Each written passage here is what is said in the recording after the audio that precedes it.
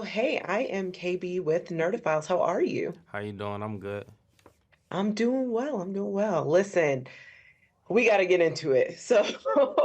Can you talk a little bit about the multifaceted layers of your character on this show? Because this version of Vince is so funny and so talented, but also quite unpredictable.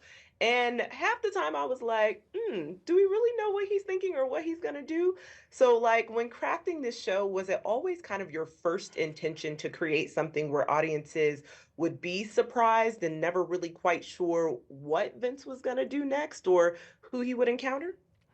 Yeah, I think that was very important because that's a very, very, very important element of life. You know, you never know what comes up next. I think on our day-to-day existence, we have these things that kind of just come and throw a monkey wrench in whatever we have going on. And I didn't want to eliminate that from the show. A lot of the times we eliminate subtle nuance from characters in television. And to me, when I was younger, and even now, it kind of allows me to disassociate myself with the character, and I didn't want to do that for myself, especially when we deem successful people and deem people to be successful, excuse me, in the work that we do. It's not a lot of issues that we see come up that feel natural. I think Larry David did a good job of it in Curbed, and we wanted to make sure that we kind of were able to do something similar with this. Yeah, and you absolutely did. I like that you said that because there are so many random, well, what feel random to the audience, but obviously to your point, are like everyday things that happen. Like you're just going to the bank to try to get a loan and you get denied, but then also it gets held up. So you're like, oh, okay, like anything is possible during this day. But I wanted to ask specifically about the final episode because it starts with Vince's father being very present with the family, and then he goes away, and you see this shift in not only the dynamic between Vince and his mother, but you also see how his behavior changes with the absence of his dad. But by the end, you see what happens with White Boy and his son. And essentially, like Vince kind of puts White Boy's son in the same position that he's in his life. So, can you talk about the intentionality of that?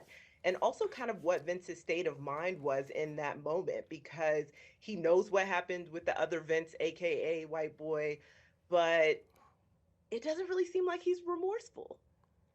I think we have a lot of commentary hidden in somewhat of like a surreal style throughout this whole project. I think the most important thing for me was raising questions and kind of showing and not saying. So if you rewatch the episode, like just ask a couple questions, like who's who and what is what. I think that's a very important thing. I think the cycle that you speak about is why that episode is so important to me because these things happen and no one else sees it. And it's almost as if it doesn't exist outside of the community. And those are a lot of the things that we try to play with throughout every episode. In every episode, there's a small thing happening that you won't notice unless you understand the nuance of kind of this community that, a lot of us come from. And I think that was our most obvious ploy on kind of that commentary. Um, Everything that you're saying is 100% true. I feel like a lot of the times we're kind of on this hamster wheel and the community gets kind of displaced, ripped apart, however we want to say it, just based on actions that we're not thinking about we're not thinking about the ramifications of our actions and the repetition of these actions. We're not thinking about this was yesterday, this was today, this will be tomorrow. So with that episode, we just wanted to make sure that we created something that felt almost like a fever dream because a lot of the things that are reality almost don't feel real to people outside of these communities. So we just wanted to stylistically try to show that in the course of a day. Oh, I like that. And I have to give you kudos because I really liked how you ended episode 1 and episode 5 the same, with him coming home to Deja and it just kind of being almost like a normal evening, like her being like, "Oh, how was your day?" Like, "Oh, are you hungry?" I think that kind of speaks to what you mean in terms of like the fever dream of it all, like and kind of what's reality and what's not.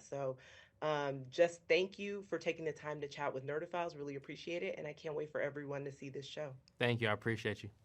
Thanks. Have a good day. You too.